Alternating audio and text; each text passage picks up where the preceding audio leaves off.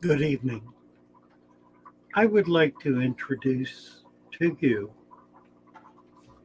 a, a friend who I've known now for nearly 15 years, a woman who is 95 years old, who has lived more life than any of us could ever even imagine.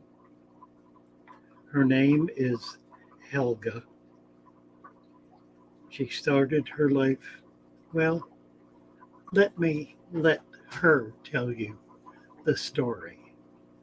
This is Helga.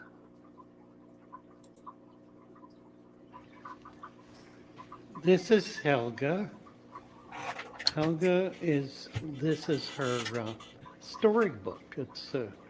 She's 94 years old, and this is a book about her life, her early life in Germany. Helga, you want to tell us what you got there? My parents, my parents' wedding, Now, that was about 1930, 1924. 1924. Okay.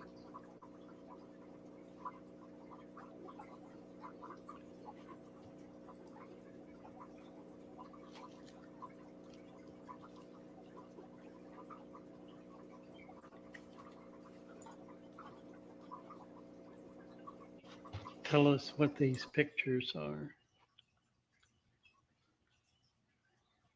What are these, Helga? My mother and me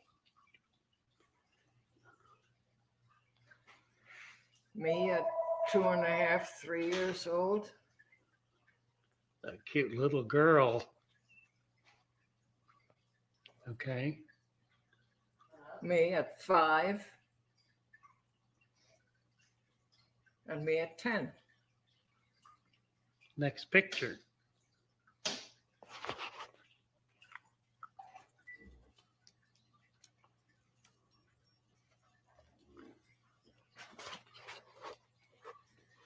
My parents and me, about 12. Now you said you got these pictures from your aunt who left Germany In 1933. in 33. So when you were Yeah. when you were a little girl. Okay. Yeah. All right. Yeah, my mother was her sister, and she just sent pictures of us. Oh, is that right? She sent pictures to She sent her pictures sister. to her sister. Oh, that's wonderful. Okay. So that's how I got the pictures. Wow. And then I have a whole bunch of them. I have a whole album of pictures of family, and oh, that's wonderful. which is really nice. Yeah, yeah. And this is Kristallnacht, which This is started Kristallnacht, 1938, November 1938. 1938. Wow. Okay. And what was Kristallnacht? Kristallnacht was a night that they burned all the synagogues and shattered all the windows and robbed the Jewish enterprises, the stores and anything like that. Right. And they burned down the temples and they burned down our schools. The night of broken glass. Yeah, the night Yeah. of broken glass and fire. Mercy. Okay. And this was the way the temple looked after they burned The most of it destruction. and Mercy. Yeah. damaged the whole inside. Right. And This is my school. wow. They burned our school and they burned all the books and everything. In the school. Wow. And that was Kristallnacht? Yeah. Yeah. I was a little kid, and we cried our hearts out when the school burned down, and all our books and all our paintings and hard work were burned. Yeah. Yeah.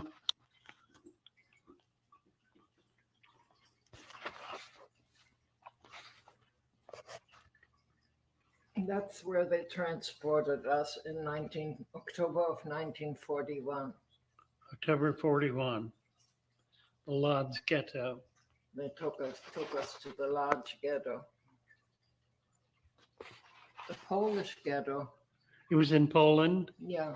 Ah, And the people in Poland, the Jews that were in the ghetto, were already starving and resettled from their homes in large city.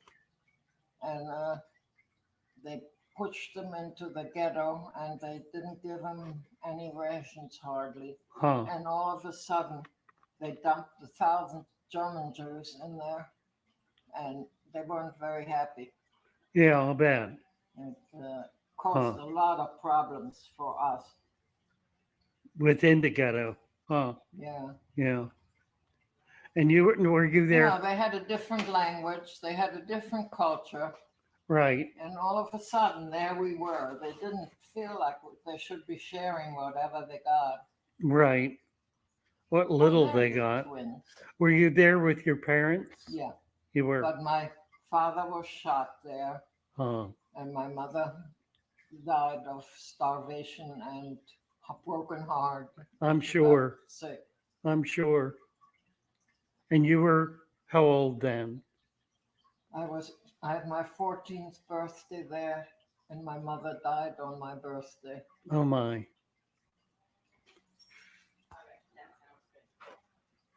And what is this sign say? What does this say? Says these- Juden verboten. Juden are not allowed out of there. This was the ghetto then. Yeah. I see. Huh. This was part of the ghetto because the houses were On not, both sides of the. yeah, were not.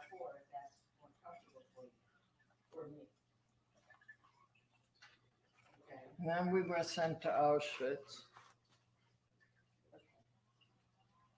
That was after your mother was gone. So Yes, you were alone then as I a was alone. then. young woman. Oh, Was 14-year-old six- girl. 14, 15, turned 15 by that time.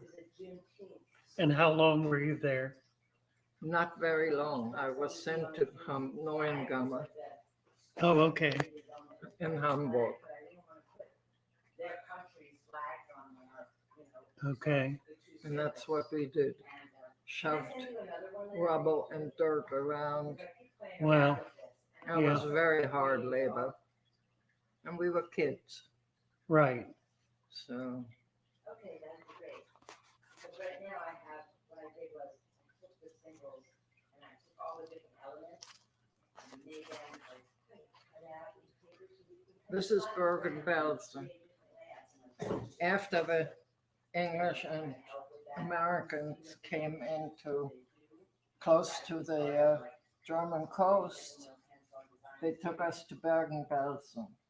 And this was 1945. The war was coming to an end. Uh-huh.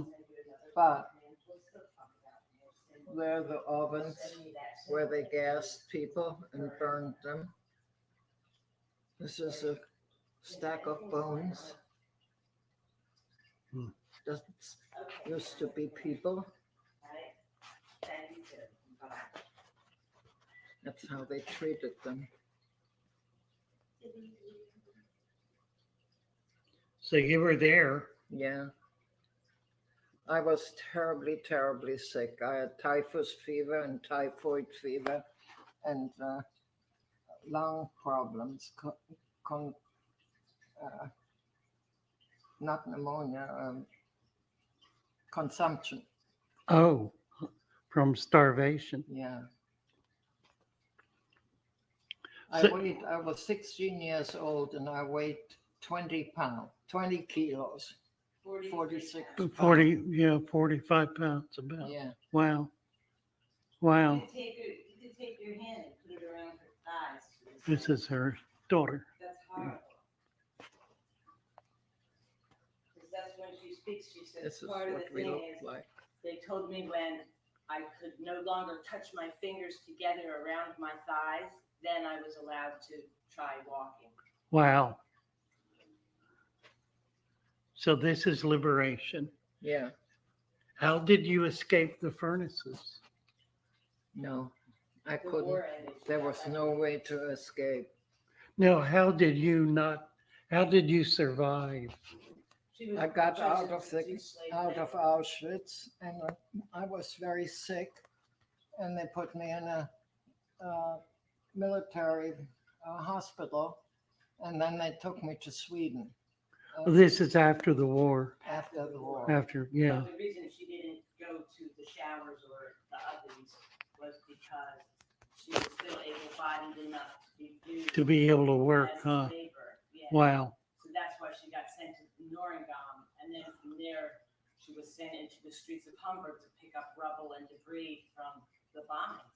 Right. Wow. So this is liberation. Yeah. And there's looks like That's a liberation. U.S. tank. Yeah. Yeah.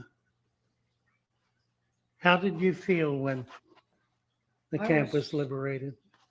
I didn't feel anything because I was too sick to feel. I had a high fever, and I was scared to death because all of a sudden they came and they put me on a thing to carry me out. I thought they were going to kill me, Yeah. but they took me to a hospital, Wow. one of those field hospitals. Uh-huh. This is a ship. It was a hospital ship In, that took me to Sweden. huh. And this is the guy that was responsible for taking a bunch of young girls to Sweden. My. His name was Volker Bernadotte. Volker Dernadak. He was a count. Huh. And this is Sweden when I'm recuperating in the hospital.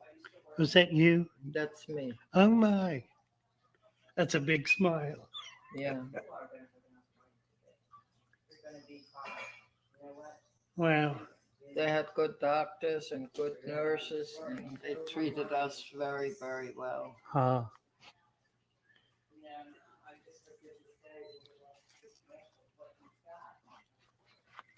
And after I recovered in the hospital, I met this man. He was a businessman.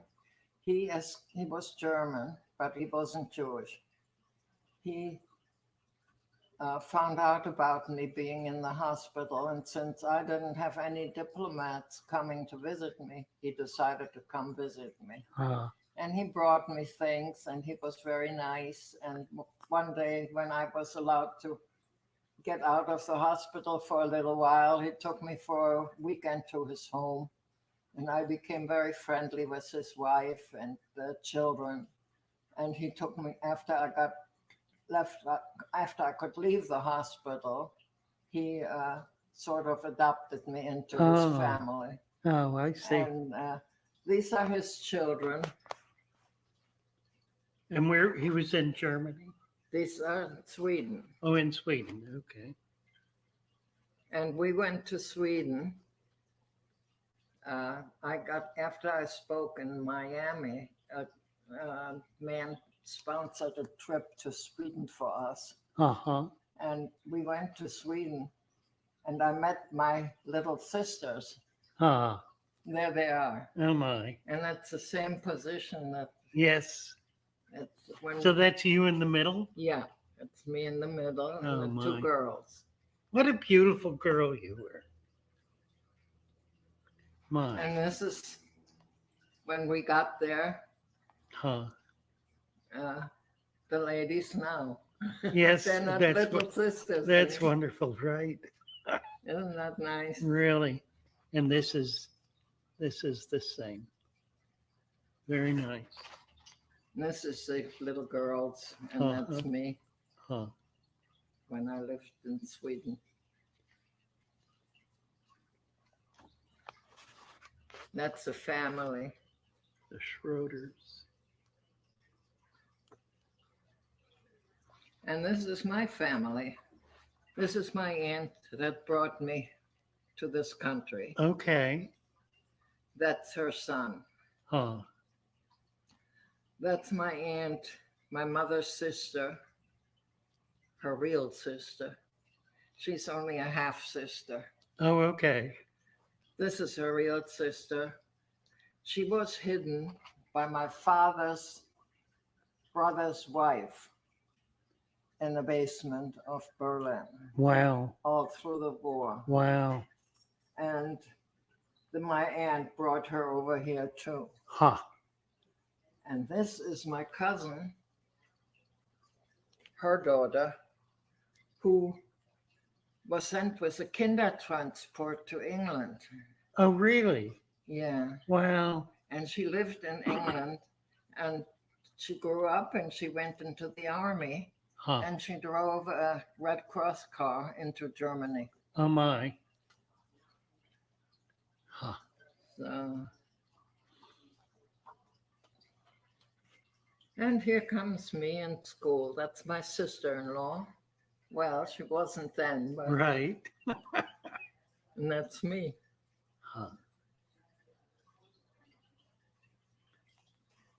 And That's my husband when he was a young. boy.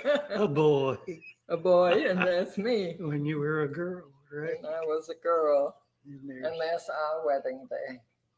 oh, my. We were Oh, married my. 65 years. 65 years, my mind. And that was graduation from nursing school. Ah. How old were you then? 23. 23? Yeah. Wow.